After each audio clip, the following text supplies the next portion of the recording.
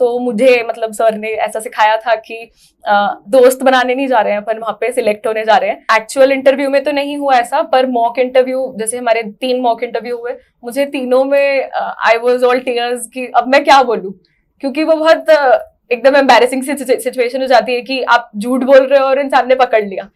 जो psychology test था, तो हमको यहाँ पे जो हमारा कैंप हुआ था एसएसबी कैंप, कर्नल सर हैं जो हमारे साइकोलॉजिस्ट हैं यहाँ पे, उन्होंने मेरा पूरा डोजियर रेड कर दिया थे। फॉर एग्जांपल दिया है कि 2 आपके सीनियर्स में कॉन्फ्लिक्ट है और वो कॉन्ट्राडिक्टरी ऑर्डर्स दे रहे हैं, तो आप कैसे उसको डील करोगे। तो बच्चे लिख देते हैं हम दोनों ऑर्डर्स फॉलो करेंगे। तो this is very bad response. आप लिखो कि I mediate their thoughts to one another. दोस्तों, अगर आप भी नेक्स्ट मंथ के अंदर एसएसबी देने जा रहे हैं तो उस एसएसबी से पहले 5 डेज का हमारा कैंप अटेंड कर सकते हैं। ये कैंप 29 ऑफ द जून से स्टार्ट हो रहा है। इस कैंप में आपको साइकोलॉजिस्ट, आई और जीटीओ तीनों के तमाम टेस्ट यहाँ पर करने को मिलेंगे और इन टेस्ट में आपके परफॉर्मेंस के बाद आपको फीडबैक भी दिया जाएगा, कंप्लीट रिव्यू आपको दिया जाएगा कि आप किस टेस्ट में किस तरह से परफॉर्म कर रहे हैं। साथ ही ऑल इंडिया के जो स्टूडेंट्स हमारे पास आते हैं उन स्टूडेंट्स के साथ में परफॉर्म करने का आपको एक एक्सपोजर मिलेगा जो आपको रियल एसएसबी में खूब हेल्प करेगा। इसकी फीस, ये कैंप बिल्कुल फ्री है और इसमें सिर्फ रहने खाने के लिए आपको 2000 रुपीज देना है। तो back to the video, talk with Arya. जय हिंद। जय हिंद दोस्तों, एसएसबी इंटरव्यू की तैयारी आप लोग बिल्कुल पैशंस के साथ कर रहे हो। डेफिनेटली हर बच्चा चाहता है कि आपका रिकमेंडेशन हो और आपका रिकमेंडेशन भी मेरा प्राइमरी एम है। तो मेरे साथ में है आज एनडीए 152 के रिकमेंडेड कैंडिडेट आर्या चौधरी, जो एयरफोर्स के लिए रिकमेंड हुआ। आर्या, सबसे पहले कॉन्ग्रेचुलेशंस बेटा। Thank you so much sir. Arya से वो सारी बातें हम जानेंगे जो आपके रिकमेंड होने के लिए बहुत ज्यादा जरूरी है। मैं आर्या से बात करूंगा आपके पीपीटीटी टेस्ट से लेकर के तो कॉन्फ्रेंस तक की, कि आर्या ने अपने आप को इन सारे टास्क के लिए कैसे प्रिपेयर किया था और प्रिपेयर के साथ में उसके वो 5 डेज का एक्सपीरियंस क्या रहा था और अपने आप को आर्या ने किस तरह से वहां पर रिप्रेजेंट किया था। आर्या जो है मिक्स मार्शल आर्ट्स की प्लेयर भी है, तो एक एथलीट, इसका क्या स्कूल का जर्नी रहा है, किस तरह से इन्होंने एनडीए का प्रिपरेशन किया और कैसे रिकमेंड हुई, वो सारी बातें आज के वीडियो में हम लोग जानने वाले हैं। तो आर्या, स्टार्ट करते हैं स्क्रीनिंग टेस्ट से। स्क्रीनिंग में OIR 1, 2 और उसके बाद में फिर पीपीटीटी। तो आपने इसके लिए कैसे प्रिपेयर किया था? सो प्रिपरेशन का हम लोग 6 लोग साथ में, हमारा रिटन क्लियर हुआ था क्लास में से, तो हम साथ में बैठ के जो OIR के सेट्स होते हैं वो हम लगाते थे। और आपने वो एक PDF भेजा था जिसमें 200 सेट्स थे OIR के, तो वो सारे हमने सॉल्व करे थे। सारे मतलब 50 to 60 हम सॉल्व कर चुके थे before appearing for the interview. तो OIR इज बेसिक रीजनिंग, उसकी प्रैक्टिस हो जाती है। और जो PPDD टेस्ट होता है वो थोड़ा सा ज्यादा रोल प्ले करता है, ऐसा मुझे लगता है। तो हम लोग सब साथ में बैठ के एक पिक्चर लेते थे, उसमें हमारा परसेप्शन लिखते थे और ग्रुप डिस्कशन भी उसके साथ हम उसको फॉलो करते थे। तो एकदम हमको आ गया था अंदर कि वहां पे कैसे परफॉर्म करना है। और स्टोरी जैसे हम लिखते हैं तो परसेप्शन आपका क्लियर होना चाहिए कि जैसे आपको एनडीए में जाना है तो वहां जाके आपने क्या करा वो नहीं इंपॉर्टेंट है, वहां जाने के लिए क्या करा तो वो लिखना होता है स्टोरी में। तो उस तरह से परसीव करना सीख लिया था विद इन 3 weeks और 4। तो ये एकदम अच्छी बात कही आर्या ने कि भाई जब बच्चे का मोटो है कि एनडीए ज्वाइन करना है और फिर बच्चा क्या करता है, एनडीए ज्वाइन भी कर लेता है और उसके बाद की आगे की कहानियां बताने लगता है, जबकि जरूरी ये होता है कि how he joined NDA, that is very important. और यही कहीं ना कहीं साइकोलॉजी में बड़ा रोल प्ले करता है। तो आर्या, जब आप गए थे स्क्रीनिंग टेस्ट के लिए, चूंकि ऐसा कहा भी जाता है कि एयरफोर्स में स्क्रीनिंग टेस्ट भी बड़ा टफ होता है, तो वहां पर आपका जो पीपीटीटी था उसका क्या सीन था? अब एक बार थोड़ा सा बताना रहेगा स्टूडेंट्स को कि आप वहां गए थे तो क्या क्या हुआ और आपने वहां पर कैसे किया। जो हमारा OIR टेस्ट पहले हो गया था इन द मॉर्निंग 7:30 8 AM तक वो हो गया था कंप्लीट। उसके बाद जो हमारे ग्रुप्स डिस्ट्रीब्यूट हुए थे, एक ग्रुप में 15 मेंबर्स थे, तो मेरे ग्रुप में भी 15 लोग थे। और जब हमारी स्टोरी लिखी थी हम लोगों ने, उसके बाद में there was a long break 15 to 20 minutes, जिसमें जो बाकी कैंडिडेट्स थे सब दोस्त बना रहे थे और एक दूसरे को इंट्रोड्यूस कर रहे थे कि हम यहाँ से वहां से। तो मुझे मतलब सर ने ऐसा सिखाया था कि दोस्त बनाने नहीं जा रहे हैं अपन, वहां पे सिलेक्ट होने जा रहे हैं। और स्क्रीनिंग के टाइम पे तो नहीं, इतना क्रूशियल मोमेंट है तो उस टाइम पे दोस्ती यारी नहीं इंपॉर्टेंट है। तो I was recalling my story जो मैंने लिखी थी, तो वो 7 to 8 लाइंस की स्टोरी होती है। आप मन में उसको 3 to 4 टाइम्स भी अगर आपने एक बार बोल लिया, नरेट कर दिया, तो आपको वो बाय हार्ट हो जाती है। तो नरेशन जो सबसे इंपॉर्टेंट रोल प्ले करता है फॉर बीइंग स्क्रीन्ड इन, तो वो मेरा बहुत अच्छे से हो गया था। तुम ग्रुप डिस्कशन में I spoke for like 3 to 4 times और लीड भी सब मिल गया था, उस तरीके से हो जाता है। और जो बाकी कैंडिडेट्स थे वो नरेट नहीं कर पा रहे थे क्योंकि बातों में बिजी थे, तो वो नहीं करना है, ये मिस्टेक हो जाती है हम लोगों से वहां पे जाके। तो आर्या ने स्टोरी लिखी और स्टोरी राइटिंग और नरेशन के बीच का टाइम था, उस टाइम को प्रॉपरली यूज किया, अपनी स्टोरी को रिकॉल किया बार बार। जब मौका आया नरेशन का तो एकदम क्रिस्प नरेशन वहां पर हो गया। उस नरेशन के बाद आर्या बात आती जीडी की, तो ऐसा जनरली लोग कहते हैं फिश मार्केट बन गया था, शायद तुम्हारे केस में ऐसा नहीं हुआ होगा। एंड हम जब कॉमन स्टोरी की बारी आई तो हु नरेट कॉमन स्टोरी, हालांकि उसका बड़ा इंपॉर्टेंस रहता नहीं है, बट क्या अपॉर्चुनिटी मिली थी? नहीं, मुझे पर्सनली अपॉर्चुनिटी नहीं मिली थी, क्योंकि जो एक चेस्ट नंबर 63 थी, I remember she was performing very well in the group discussion. तो जब when they asked for nomination तो सब बोल रहे थे शैल आई डू। तो मैंने सोचा कि अब सब इसी बात पे लड़ रहे हैं, अपन नॉमिनेट कर दो। तो मतलब तो ये भी आपकी जेनरसिटी को दिखाता है, which kind of person you are, आपका सोशल एडजस्टमेंट कैसा है, कि जब हर आदमी कह रहा है शैल आई डू और आपने इतना अच्छा नरेट किया था, उसके बावजूद आपने कह दिया ओके चेस्ट नंबर 63। तो एक बड़ा दिल भी कहीं ना कहीं दिखाता है और एक समझ भी दिखाता है कि आप किस चीज पर उलझना नहीं चाह रहे। सेम तो अरे इतनी छोटी उम्र इतनी समझदारी आती कहाँ से? सब वो प्रैक्टिस से भी आ जाती है, और वहां पे जब देखते हैं अपन की सब में उतना ही ज़ील है जितना अपने में है, तो वो आ जाता है समझ में कि कैसे हाईलाइट होना है अपने को। तो वो थोड़ा सा उतना तो रहना ही पड़ता है, इतना इंस्टिंक्ट तो काम करना ही चाहिए आपका ही। क्या मौके की, उसको बोलते हैं मौके की डिमांड क्या है मौके। तो अरे अब बात करते हैं, स्क्रीन इन हो गया बंदा, अब एयरफोर्स में तो सेम डे साइकोलॉजी टेस्ट हो जाता है। एक बड़ी चैलेंजिंग टास्क होती है कि एयरफोर्स में आपका स्क्रीनिंग डे जो होता है उसी दिन आपका साइकोलॉजी टेस्ट होता है। आप पहले तो इतने थके हुए हो, स्क्रीनिंग टेस्ट का आपके अंदर पूरा बोझ था कि भाई स्क्रीनिंग होंगे नहीं होंगे, व्हाट विल बी और नॉट, और उसके तुरंत बाद आप स्क्रीनिंग हुए और विद इन सम टाइम आपको साइकोलॉजी टेस्ट के लिए जाना है। तो आर्य, पहली बात तो बच्चे जानना चाहेंगे कि how you prepared yourself for the psychology test and how you perform there, कैसे प्रिपेयर किया? जो साइकोलॉजी टेस्ट था, तो हमको यहाँ पे जो हमारा कैंप हुआ था SSB कैंप, तो उसमें जो साइकोलॉजी का जो सेशन था, डे 2 में साइकोलॉजी कंडक्ट हुआ था तो कैंप में, तो उसमें जो स्टोरीज लिखी थी 12, तो जो कर्नल सर हैं जो हमारे साइकोलॉजिस्ट हैं यहाँ पे, उन्होंने मेरा पूरा डोजियर रेड कर दिया था कि इसमें क्या मिस्टेक है और क्या नहीं मिस्टेक है। तो वो थोड़ा सा वो फेस भी डिफिकल्ट हो जाता है कि कुछ आ ही नहीं रहा है हमको लिखना, तो फिर अपना जो परसेप्शन होता है वो सुधारने की जरूरत होती है वाकई में। मतलब हमें ऐसा लगता है कि हम तो सही लिख रहे हैं, हमें नंबर नहीं दे रहे हैं, ऐसा नहीं होता है। आपको जो स्टोरी दिखाई गई है तो you have to go in depth, और जो ब्रीफिंग होती है तो उसमें वो बोलते हैं कि right the past, present and future of the picture. तो वही सबसे इंपॉर्टेंट होता है कि जो भी आपको पिक्चर दिख रही है, आप पास्ट में स्टोरी लिख दो कि ये ऐसे कैसे बनी, या आप फ्यूचर में लिख दो कि ये क्या बनना चाह रही है, ऐसे। और प्री कंसीव्ड स्टोरीज नहीं लिखना है। लोग कुक्ड अप स्टोरीज लेके जाते हैं कि ये कैप्टन है और इसने ऐसा ऐसा करा, तो वो बहुत बड़े असेसर्स है, वो लोग सब पहचान लेते हैं। वो आपको छोड़ते नहीं कहीं भी कि ये बंदा जो है प्री कंसीव्ड स्टोरीज लिख रहा है कि खुद से लिख रहा है। तो कितना शॉर्ट फॉर्म में आंसर किया है आर्या ने कि भाई टेट की प्रैक्टिस जब आप कर रहे हो, जब आपको कोई गाइड कर रहा है, कोई साइकोलॉजिस्ट आपको बता रहे कि आपने क्या किया है क्या नहीं किया, तो आपको समझने की जरूरत है कि भाई वाकई गड़बड़ हो कहाँ रही है। क्योंकि आज की तारीख में बहुत सारा बच्चा है जो प्रिपरेशन करके तो जा रहा है, बट कई बार वो सुनने को मना कर देता है, सुनना नहीं चाहता है, बच्चों को लगता है मैं सही हूँ। आर्या ने कहा कि भाई आप फॉलो कीजिए आपके जो भी एसर्स हैं, और कैंप जैसा इन्होंने अटेंड किया था, पहले तो बैच अटेंड किया, बैच में काफी कुछ सीखे, फिर कैंप अटेंड किया, कैंप के अंदर बहुत सारे बंदे आए, अलग अलग लोगों से इंटरेक्शन हुआ, तो ये भी अच्छा माहौल रहता है। तो दोस्तों हमारा कैंप जो 29 जून से आ रहा है, नया कैंप जो है 5 डेज का कैंप होगा, ऑल इंडिया से उसके अंदर बच्चे आते हैं और उन बच्चों के बीच में एक पॉजिटिव इंटरेक्शन होता है, सब सीखते हैं कौन किस लेवल पर है, मैं कहाँ पर हूँ। तो आप भी अगर कैंप ज्वाइन करना चाहते हैं तो डिस्क्रिप्शन में लिंक और नंबर दिया, कांटेक्ट करके कैंप का हिस्सा बन सकते हैं। डेफिनेटली सारे एसर्स आपको मिलेंगे, साइकोलॉजिस्ट, आईओ, जीटीओ, सारे टेस्ट आपके कंडक्ट कराए जाएंगे, उसके बाद फीडबैक भी आपको दिया जाएगा। अरे अब आगे बढ़ते हैं वीडियो में कि भाई टेट हो गया, अब टेट के बाद में वेट का आता है, तो वेट की प्रिपरेशन कैसे की थी? 60 वर्ड्स हैं, 15 सेकंड्स में हर एक वर्ड को देखना भी है, लिखना भी है। आई नो वेरी वेल कि Arya is very strong with English, पर इंग्लिश एक अलग चीज है और रेस्पॉन्स एक अलग चीज, तो कैसे मैनेज किया दोनों को, बैलेंस कैसे किया? जो ये होता है वो WAT, तो इसकी प्रैक्टिस करना इंपॉर्टेंट होता है। हमें लगता है कि सिर्फ TAT इंपॉर्टेंट है, पर जो भी आपके डोजियर में टेस्ट हो रहे हैं वो सब इंपॉर्टेंट है।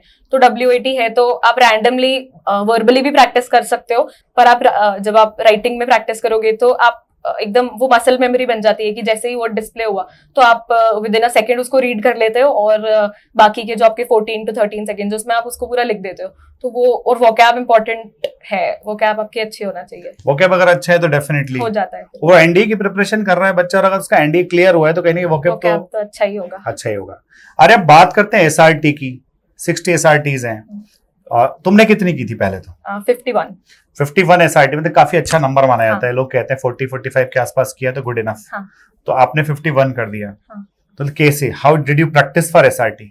SRT जो होता है उसकी प्रैक्टिस मतलब फिर वही हो जाता है, आप प्री कंसीव्ड लेके जा रहे हो चीजें, कुकड अप लेके जा रहे हो, जो आपको सिचुएशन दी है उसको एक बार रीड करो, असेस करो। और ये आपको ऑफिसर बनना है तो आप में होना चाहिए कॉमन की जो आप रिस्पॉन्स दोगे तो दैट शुड बी डिटेल्ड। मतलब ऐसा नहीं कि आप उसमें पैराग्राफ लिख दोगे because there is only one line given, but comma लगा लगा के आप जैसे फॉर एग्जाम्पल दिया है कि दो आपके सीनियर्स में कॉन्फ्लिक्ट है और वो कॉन्ट्राडिक्टरी ऑर्डर्स दे रहे हैं, तो आप कैसे उसको डील करोगे?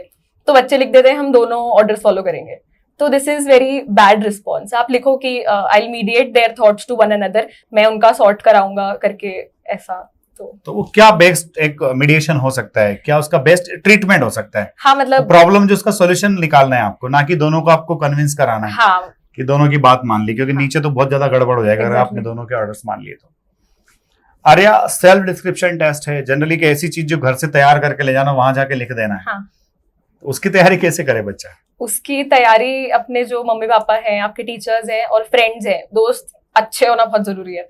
तो दोस्त हैं और सीनियर्स और जूनियर्स जो भी हैं आपके, उनसे आप ऑनेस्टली ओपिनियन लो उनका, विच इज इम्पोर्टेंट। क्योंकि हम सोचते हैं हम खुद लिख देंगे, तो आप जो लिखोगे that is you thinking of your self.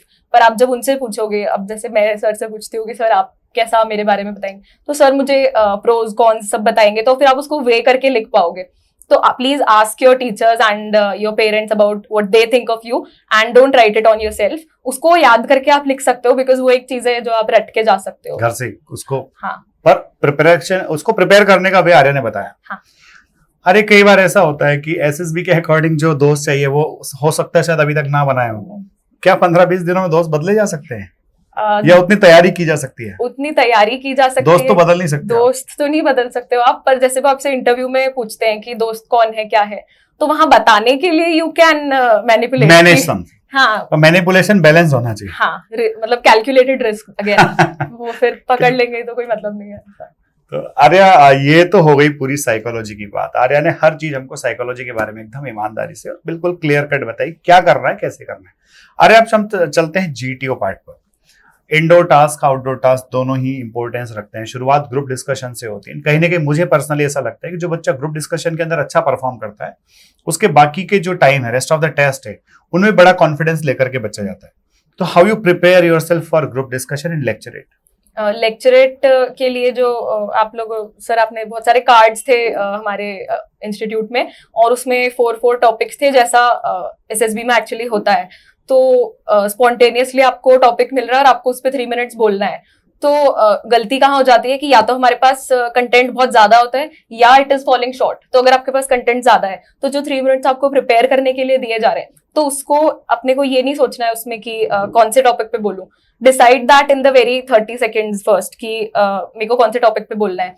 फिर जो बाकी टाइम उसको एसोसिएट करो कि इंट्रोडक्शन, फिर जो टॉपिक है उसके बारे में, और कंक्लूजन और सारी चीजें, फिर उसको बाइफरगेट करके आप फिर बोल पाओगे। और अगर कंटेंट कम है तो यूज फ्रेजेस, मतलब ये टेक्निक होती है कि then use phrases if your content is short.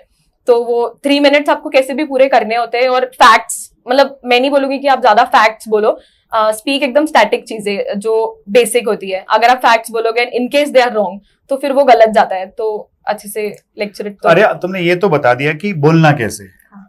ये बताना है कि सोर्स क्या था, प्रिपरेशन कहाँ से करें। बच्चों के साथ में ये भी तो प्रॉब्लम है कि कोई पर्टिकुलर टॉपिक सर्च करने निकलते तो उससे रिलेटेड करंट की डिटेल्स तो आ जाती है, हाँ। बट वो बोलना तो काफी कुछ होता है उसके ऊपर। तो what was your source? My source was practicing again and again. आप बार बार जब 15-20 लोगों के सामने जाकर बोलोगे, इर्रेस्पेक्टिव ऑफ द फैक्ट कि वो सुन रहे हैं या नहीं, तो आप में कॉन्फिडेंस डेवलप होगा। और वहां पे तो सिर्फ 9 ही लोग बैठे हैं, क्योंकि 10 लोगों का ग्रुप होता है, तो 9 लोग हैं एंड देयर इज 1 GTO। तो उनके सामने आपको बोलना है, which will be very okay अगर आप लोग 15-20 लोगों के सामने बोल रहे हो रेगुलरली। और मेरे कुछ फ्रेंड्स थे जो नहीं अच्छा कर पा रहे थे लेक्चरेट में, तो हम उन्हें, जैसे हम लोग एक बार लेक्चरेट दे रहे हैं, दे विल गिव 3 लेक्चरेट्स। तो वो प्रैक्टिस करना तो इम्पोर्टेंट है, प्रैक्टिस बड़ी जरूरी है, और इन फ्रंट ऑफ फ्रेंड्स। और जनरली आप जिस कोर्स को कर रहे हो, जहां भी आपने एकेडमी ज्वाइन कर रखी है ऑलरेडी, वहां 15-20 बच्चे तो ऑलरेडी होते ही होते हैं। कुछ ऐसे होते हैं जो बहुत अच्छा परफॉर्म करते हैं, कुछ ऐसे होते हैं जो परफॉर्म नहीं करते हैं। आपने उनके बीच में अगर बैलेंस बना दिया तो काम हो गया। आर्या, बात करते हैं अब ग्राउंड टास्क की, जिसमें आती है आपकी ऑब्स्टिकल टास्क जो है पीजीटी, एचजीटी, एफजीटी, उसके लिए अपने आप को कैसे प्रिपेयर किया था? रस्सी बल्ली फट्टा, आजकल कई सारे बच्चे देखने आते, कुछ ऐसे हैं जो आउटडोर टास्क में फंसे पड़े हैं, आपका क्या ओपिनियन है? जो आउटडोर टास्क होते हैं उसमें मतलब ये नहीं देखा जा रहा होता है कि आप कितने अच्छे से एफिशिएंटली आपने कर दिया उसको क्रॉस, आपकी वो देखा जा रहा होता है कि आप ग्रुप में कितने, आपकी बात कौन कौन सुन रहा है, आप कितने लोगों को चांस दे रहे हो बोलने का। क्योंकि ग्राउंड टास्क में सबसे ज्यादा होता है लोग चिल्ला देते हैं एक दूसरे पे, मुझे चिल्ला दिया था 2 लोगों ने, तो I was like okay I am sorry, मतलब मैंने भी एक्टिंग करी, आई एम नॉट दैट काम, पर वो करना पड़ता है, नहीं तो आपको गुस्सा आ रहा है तो फिर आप कैसे ऑफिसर बनोगे, ऐसा हो जाता है। तो उसके लिए और ग्राउंड पे जाके, जैसे हम लोग कोचिंग से ग्राउंड पे जाते थे और वहां पर जो होता है आप कॉपरेशन सीखते हो वहां पे ग्राउंड पे, तो वो इम्पोर्टेंट होता है कॉपरेट करना अपने जो मेट्स है उनके साथ में, कि वो अगर कोई आइडिया दे रहे हैं तो आपसे अप्लाई हो रहा है नहीं। और उसमें एक प्रिविलेज होता है कि अगर किसी और के पास आइडिया है and you are at the position तो आप स्विच कर सकते हो, तो make sure you are the one who initiates that. नहीं तो वो इंसान अगर बोलेगा कि नहीं मुझे आने दो वहां पे, तो वो गलत हो जाएगा। आप बोलो नहीं आप यहाँ पे आके एक बार करके देख लो, तो वो चीजें बैलेंस करना आना चाहिए। आप कर रहे हो, बहुत अच्छी बात है। हाँ। नहीं हो रहा है तो बुला लो। ऐसा नहीं कि जब तक नहीं हो खड़े रहो और कोई बोले दूसरा कि हट जा, अब मैं आता हूँ, हाँ, फिर आप हट रहे हो, तो एक तो बेइज्जती अलग से हो रही है और दूसरा कहीं आपका एटीट्यूड भी दिख रहा है कि आपके पास पोटेंशियल नहीं, फिर भी आप वहां खड़े हो। आर्या, सबसे आगे इसमें और भी चीजें बहुत सारी होती है, सबसे बड़ी चीज की कमांड टास्क। लास्ट टेस्ट पे आप पहुंच गए जीटीओ के कमांड टास्क में, आपका टास्क क्या था? एंड कई बार ऐसा होता है सबऑर्डिनेट्स बड़े अच्छे मिलते हैं। हाँ। कई बार लोग तो पहले ही प्लानिंग कर लेते, तुम मुझे बुलाना मैं तेरे को बुलाऊंगा। तुमने क्या किया था? टास्क कैसा था? सबऑर्डिनेट्स कैसे थे? उनको बुलाने का तरीका, व्हाट वाज द वे? जो जीटीओ थे उन्होंने मेरा चेस्ट नंबर बुलाया, हम लोग एक रूम में बैठे हुए थे और चेस्ट नंबर 25 वो बुलाने आए जो ग्राउंड्समैन होते हैं, तो आई वेंट विद हिम। तो जीटीओ एक स्मॉल कॉन्वर्सेशन करते हैं आपके साथ कि कोचिंग कहाँ से करी और नहीं करी तो क्यों नहीं करी करके, वो एक बातचीत करते हैं। मेरा चेस्ट नंबर 25 था, तो वो मुझसे बोलते हैं कि 25 क्यों स्पेशल है, तो बता दिया मैंने उनको कुछ तो भी करके। फिर उन्होंने बोला कि कॉल सबऑर्डिनेट्स, तो मैंने बोला 24 एंड 26 दोनों मेरे जो इमीडिएट नेक्स्ट और प्रीवियस चेस्ट नंबर्स थे। तो उन्होंने बोला वाई सो, तो मैंने बोला मेरी इनसे अच्छी दोस्ती है, बोले बाकी से अच्छी नहीं है। तो मैंने बोला नहीं सर सबसे अच्छी दोस्ती है, पर हम लोग बेड भी शेयर करते हैं, साथ में हम लोगों के बेड है, तो हम लोग रात भर बात करते रहते हैं कि ऐसे करेंगे वैसे करेंगे। बोले तुम लोगों ने डिसाइड कर रखा है? तो मैंने कहा सर कर भी रखा है, तो दैट इज कॉल्ड स्ट्रैटेजी। तो वो कहते हैं अच्छा, और ऐसे करके। तो जो भी आप सबऑर्डिनेट्स बुलाते हो तो जरूरी नहीं है वो भी आपको बुलाए, but be friends with people in your group, क्योंकि इंपॉर्टेंट वही है अल्टीमेटली कि आप कितने कोऑपरेटिव हो। आप अगर ग्रुप में दोस्ती कर रहे हो तो दे विल कॉल यू ऐसा। तो कमांड टास्क भी बहुत अच्छे से चला गया, जीटीओ साहब वाज आल्सो वेरी हैप्पी। अरे अब पर्सनल इंटरव्यू की बात करते हैं। शुरुआत यहीं से करूंगा कि क्या पर्सनल इंटरव्यू के दौरान कोई ऐसा फेज आया जिसमें लग रहा है कि I am not able to answer questions? Actual interview में तो नहीं हुआ ऐसा, पर मॉक इंटरव्यू, जैसे हमारे 3 मॉक इंटरव्यू हुए, मुझे तीनों में आई वाज ऑल टीयर्स कि अब मैं क्या बोलूं, क्योंकि वो बहुत एकदम एम्बैरेसिंग सिचुएशन हो जाती है कि आप झूठ बोल रहे हो और इंसान ने पकड़ लिया तो वो खराब सिचुएशन हो जाती है। तो ये मॉक में ऐसा हुआ? हाँ, तो मॉक इंटरव्यू में हो जाता है, पर क्योंकि मॉक इंटरव्यू दिए थे तो एक्चुअल एसएसबी में पता था कि क्या मिस्टेक्स नहीं करनी है, तो एक चीज तो मैंने वो कर ली थी एकदम कंफर्म कि मुझे झूठ तो नहीं बोलना है, क्योंकि why would you lie about yourself. तो मैंने सारी चीजें उनको एज इट इज बताई जो फैक्ट्स थे, और उन्होंने जो क्रॉस क्वेश्चन भी किए तो I was able to answer them because I was not lying. तो speak your heart out but be balanced also, क्योंकि मॉक इंटरव्यूज में मैं जो मिस्टेक करती थी, I used to speak a lot, तो वो नहीं करना है आपको। जितना पूछा है प्रिसाइज क्रिस्प आंसर दो and be honest, that is it. तो मॉक इंटरव्यू मैंने भी लिया था क्या एक आध? हाँ सर, उसमें तो नहीं रोई थी वरना? वो अच्छा था, वो अच्छा था। तो आर्या, जैसे मॉक इंटरव्यू तीनों सीआईक्यू है, सीआईक्यू 1, सीआईक्यू 2, सीआईक्यू 3, कैसे प्रिपेयर करना है? बच्चा तो कई बार क्वेश्चन ही भूल जाता है, समटाइम्स बच्चा उसको रैपिड फायर के क्वेश्चंस याद नहीं हो रहे थे, तुमने अपने आप को कैसे प्रिपेयर किया था? वो जो क्वेश्चंस होते हैं, कुछ कैंडिडेट्स वो पैटर्न ही रट लेते हैं, तो वो भी एक तरीका है टू क्रैक द इंटरव्यू, पर अल्टीमेटली वो रिकमेंड नहीं हुए थे। तो मैंने जो था सीआईक्यू, मैंने उसको रटा नहीं था, मैंने उसका पैटर्न देखा एक बार, मैंने बोला अच्छा ऐसे क्वेश्चंस अगर वो पूछ रहे हैं तो उसका एक सीक्वेंस होता है, जैसे your education class 8th onwards, साथ में ये क्वेश्चन होता है कि जो टीचर्स आपको पसंद थे and the teachers that did not impress you much, तो ये एजुकेशन से रिलेटेड क्वेश्चन हो गया। Then they ask about extra curricular, तो ये एकदम फ्लो में चलता जाता है। उसके बाद वो चीजें स्प्रेड होती है, then it comes to family, फिर आपकी हॉबीज इंटरेस्ट, फिर पॉकेट मनी। तो वो पूरा एक फ्लो में आपको बता देना होता है जिस सीक्वेंस में उन्होंने पूछा है, क्योंकि अगर आप सीक्वेंस मेसअप करोगे तो फिर आप the next question you will miss that also. तो सीक्वेंस नहीं मिस करना है आपको। आप रट भी सकते हो वो जो सीक्वेंस है, पर मैंने तो नहीं करा था वैसा, क्योंकि वो जो पूछते हैं और बीच बीच में अगर आप भूल भी जाते हो, you can ask them again कि sir please ask the remaining questions, और तो हो जाता है। आर्या, CIQ के बाद भी बहुत सारी चीजें पूछी जाती है। सबसे बड़ी टास्क वहां पर होता है motivation to join arm forces and then current events के न्यूज जो होते हैं। आपसे क्या क्या पूछा था, आपने इसके लिए अपने आप को कैसे प्रिपेयर किया? मुझसे ये क्वेश्चन जो पूछा था कि आपका सोर्स ऑफ मोटिवेशन क्या था, तो मैंने बोला कि आफ्टर 10th मेरे पास ऑप्शन थे कि मैं कौन सा सब्जेक्ट स्ट्रीम चूज करूंगी और क्या चीजें। तो my family, entire family wanted me to be in defence because I have that potential. तो हम सब ने डिसाइड करा था कि I will take maths in 11th और फिर I will prepare for NDA। And क्योंकि उसके 1 साल पहले ही NDA was open for girls, तो दैट वाज माय आंसर कि सोर्स ऑफ मोटिवेशन क्या था, कि एकदम क्यूमुलेटिवली हमने डिसाइड कर लिया कि जाना है डिफेंस में, क्योंकि है अंदर वो जो लगता है डिफेंस में। तो that was the answer for source of motivation. और उन्होंने जो करंट अफेयर्स में पूछा, तो they ask you your interest, because मैं 12th अपियरिंग थी, तो मुझसे वो टेक्निकलिटीज पे तो नहीं जाते। तो ही आस्क्ड मी कि मुझे क्या पसंद है, किस चीज में इंटरेस्ट है। तो आई आंसर्ड जियोपॉलिटिक्स मैं देखती हूँ, मुझे पसंद है। तो बोलते do you read newspaper, which newspaper do you read. तो मैं न्यूज़पेपर नहीं पढ़ती हूँ, which is a very bad thing, पर I have this one WhatsApp channel जिसमें न्यूज आती है, हाईलाइट्स आते हैं, तो आई रीड दैट। तो मैंने उन्हें बताया जो फैक्ट था कि ऐसा है, मैं न्यूज़पेपर नहीं पढ़ती हूँ, that is my replacement for newspaper. तो उन्होंने मेरे से 3 न्यूज पूछी ग्लोबल लेवल की।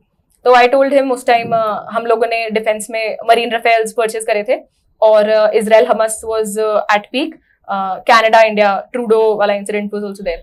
तो मैंने ये उनको बताया, तो उन्होंने इजराइल हमास मुझसे एकदम डिटेल में पूछा। तो अगर मैंने जो न्यूज बताई है मुझे वही नहीं आती है, तो वो बहुत बेकार सिचुएशन हो जाती है। तो आप जो भी न्यूज बताने वाले हो प्लीज पढ़ के जाओ। तो मैं पढ़ के गई थी इजराइल हमास, तो आई सेड कि ऐसा ऐसा भी था। तो Arya managed everything very well. हाँ। Now come to conference. क्या था, मतलब बंदा एकदम क्लियर कट पास था कि कॉन्फ्रेंस में कुछ खींचतान मची थी? कॉन्फ्रेंस, मेरी कॉन्फ्रेंस के पहले मैं 20 to 25 minutes I was waiting out of the conference hall. और जब मैं अंदर गई तो मतलब हम एक्सपेक्ट कर रहे होते हैं कि 2-3 ऑफिसर्स बैठे होंगे, 11 ऑफिसर्स बैठे थे, and there was one air commodore जिनके आगे वो फ्लैग रखा हुआ था। और जो ब्रीफिंग होती है कॉन्फ्रेंस की, उसमें बताया था कि जिसके आगे फ्लैग रखा होगा he will talk to you. तो he was the president of the board, air commodore. तो he was like very jolly in nature. बोले good morning Arya, good morning sir, बोले प्लीज हैव अ सीट। तो that was also small interview, मतलब 5 to 10 minutes का conversation वहां पर भी, और मेरे स्पोर्ट्स से related, I also did dance classical, तो उससे रिलेटेड तो सारी चीजें मुझसे उन्होंने रिकन्फर्म करी। तो मुझे उस टाइम तो लगा कि हाँ बहुत खुश है ये मेरे से। फिर when I came out of the conference hall, तब मैंने जब बाकी कैंडिडेट से बात करी, तब मुझे समझ में आया कि they were not sure about me. तो उन्होंने डिस्कस करा, they weighed the pros and cons, फिर उनको लगा जो भी, और देन दे रिकमेंडेड। मतलब किसी किसी का ऐसा होता है कि क्लियर केस ऑफ रिकमेंडेशन, तो वो नहीं था, पर समहाउ वो सिर्फ छोटी मोटी चीज को लेकर के डाउटफुल रहे होंगे कि ये बंदी स्पोर्ट्स में भी इतना करती है, डांस में भी कर रही है, करके क्या? और 12th अपेयरिंग में फर्स्ट अटेम्प्ट में NDA क्लियर कर लिया।